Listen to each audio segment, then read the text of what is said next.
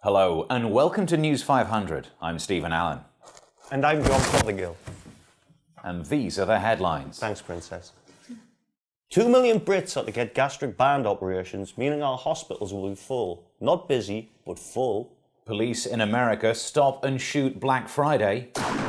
Predicted floods in Somerset to cause major train delays. Southwest Trains said, business as usual. Researchers examining the remains of Richard III found under a car park in Leicester have discovered suspected proof of infidelity in his DNA. This discovery implies that there is some in the royal family who may be the result of affairs. A spokesperson for Prince Harry said, well, duh.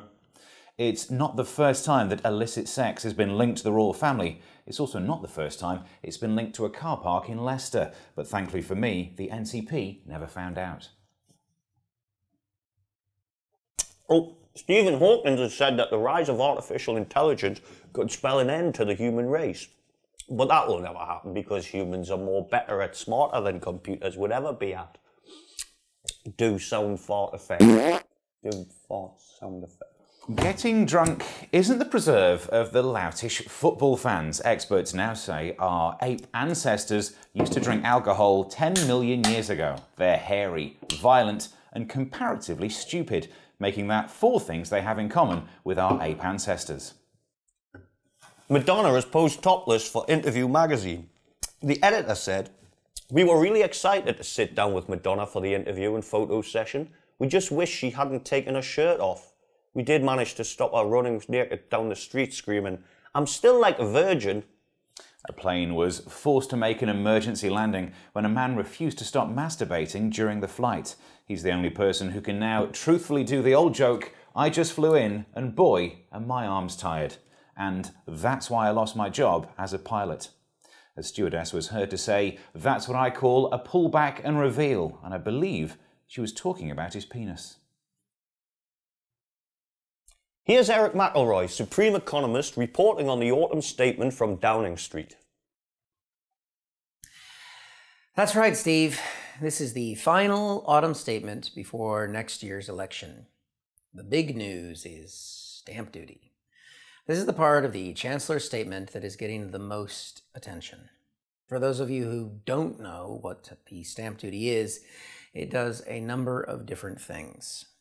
For example, if you live in a £2 million house and want to send a letter to someone, it will now cost you around £18,000.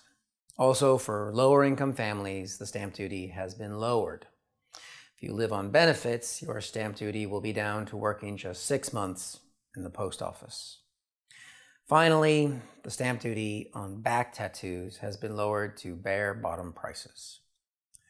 Other highlights in the statement include garden cities. There'll be more of them, some of them free range, others organic. Another one, people living in flood zones are going to be genetically re-engineered to grow gills. There's some other stuff, but it is really boring.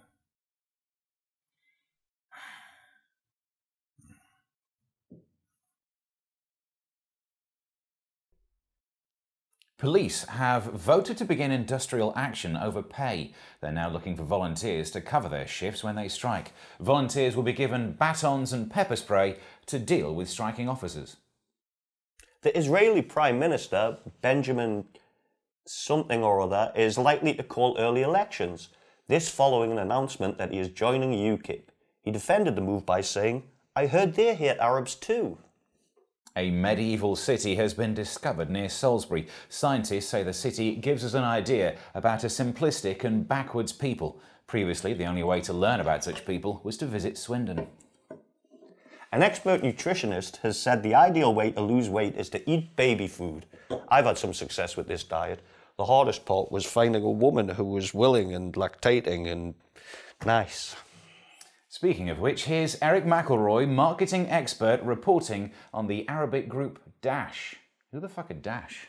Dash. The Flash is arch enemy. Hi guys, that's right. Daesh, according to U.S. Secretary of State John Kerry, is the Arabic name for ISIL or ISIS or IS or whatever they're calling themselves. From a marketing perspective, this is a nightmare. Who do you Google to find them? For example, when I say Nazi, we know who we're dealing with. You're not thinking of the National Association of Zebra Innkeepers. You don't say Nazis. No, it's Nazi. Boom! Genocide. Boom! Evil. Boom! Great hats. It's all there. Another one, KKK. You can't get anything more perfect than KKK. It's the KFC of hate groups. All I can say is dash equals disaster. My recommendation, International Real Al-Qaeda, or IROC for short. It's catchy. And next time they behead someone, they could just say, I rock you. And then we would never bomb Iraq. It's perfect. The London Hotel Claridge's has apologised after it asked Louise Burns, who was there for afternoon tea, to cover up while breastfeeding. The 2010 Equality Act makes it unlawful for a business to discriminate against a breastfeeding woman. Although, as she bought her own milk, they could have charged her for corkage. A boy has been found behind a false wall in a house in Atlanta after being missing for 4 years. However, when he heard that Bob Geldof was making another Band-Aid song, he asked to be put back in there. A man in Yorkshire has created a new type of burger. The Yorkshire Pud Burger features a beef patty sandwiched between 2 Yorkshire puddings and gravy. The business owner said, "We bought this defibrillator, we might as well get some use out of it." Defibrillator. Brits have emulated their American cousins' tradition of Thanksgiving for the first time. Not the giving of thanks bit, the beating each other up to get a discount bit. Shoppers and staff were shocked at the near riots breaking out in several stores, except for Primark, whose staff said it was like this every day.